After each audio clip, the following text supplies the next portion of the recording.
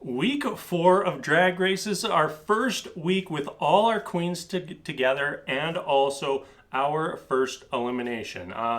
First up, I just want everybody to let me know, like, who are you rooting for? Who are your favorite queens so far? Leave a comment before. I'm kind of interested to see who everybody is rooting for this season, because I know even since episode 1, like, my opinion through 4 episodes has now wildly changed, and a lot of the queens that I was interested in at the start don't really interest me as much now, and other queens that I maybe looked over at the start are really blowing me away. All right, let's get into tonight's episode.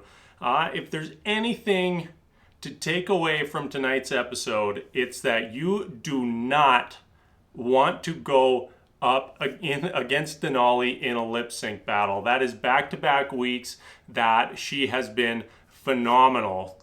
Tonight versus Kahmora in that bottom 2, that might be the biggest landslide victory we've ever seen in a lip sync in the history of RuPaul's Drag Race. And you look back to week 1 when she lost her lip sync. I don't even remember who she lip synced against, while wearing figure skates, and it was still close. So if this whole show is just going to come back down to lip sync battles, you might as well just pencil in Denali as the season winner.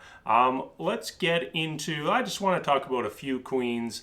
The standout from tonight, besides the lip sync performance by Denali, clearly Symone. So that's 2 weeks in a row for her that she's taken home victories, and well earned. Tonight, clear-cut winner in my opinion, had the best look on the runway, the best performance in the acting challenge, and to me, no question whatsoever.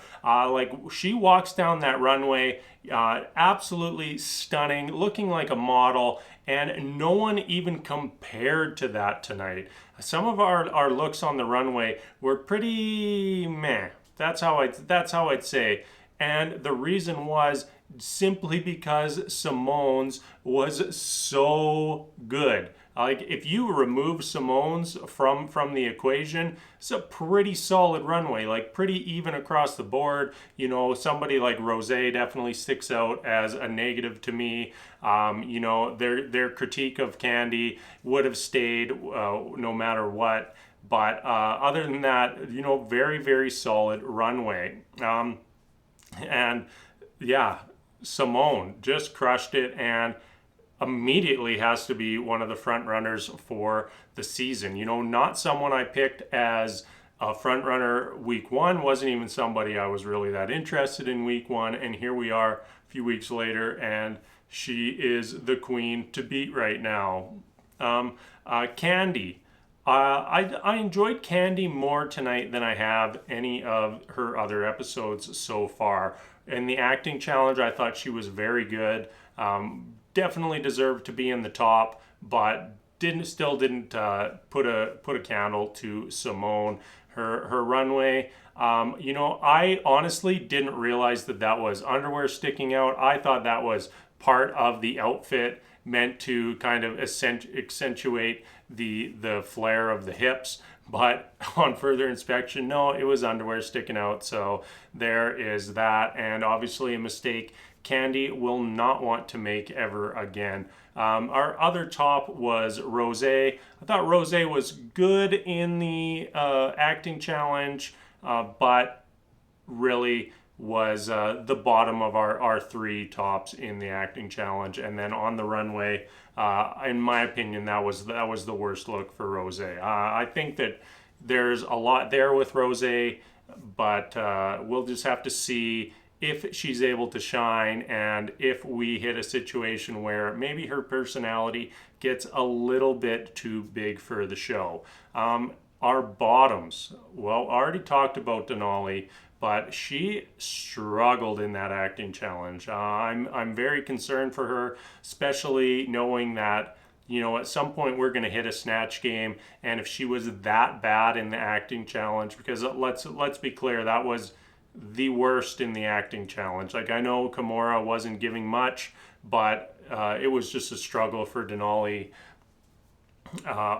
during that challenge. So when she makes it to Snatch Game, I'm very interested to see if Denali can turn things around. Our queen that goes home tonight, Kahmora Hall. And, you know, this is someone that I really feel like this was too soon for them to be on the show. Really, you know, has the looks. Absolutely stunning. Brings the looks every time there's a runway.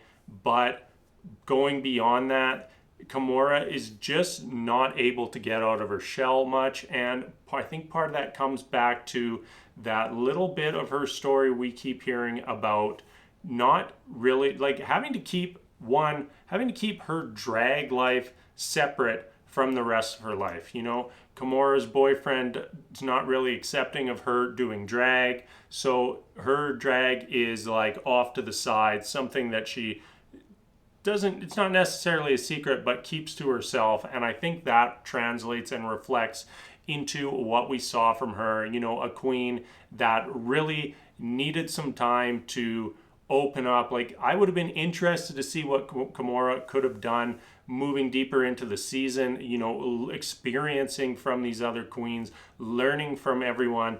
But so far was definitely the weakest queen through 4 weeks, and I'm really not surprised to see her sent home. I do think that she can have a big future ahead of her, but has a lot of opening up to do. Really needs to accept herself as the Queen Kahmora Hall, and if she does that, I think she will be phenomenal. I think that's about all I want to talk about tonight. We got our tops, bottoms, lots in the middle this week, and very much looking forward to more weeks with all our queens together as we now start to trim down that roster so that we eventually come down to whoever's going to win this season. But yeah, very excited to see what's ahead, and I hope you are all as well, because I will be back here again next Friday for episode 5. So until then, we will see you later, and thank you so much for watching.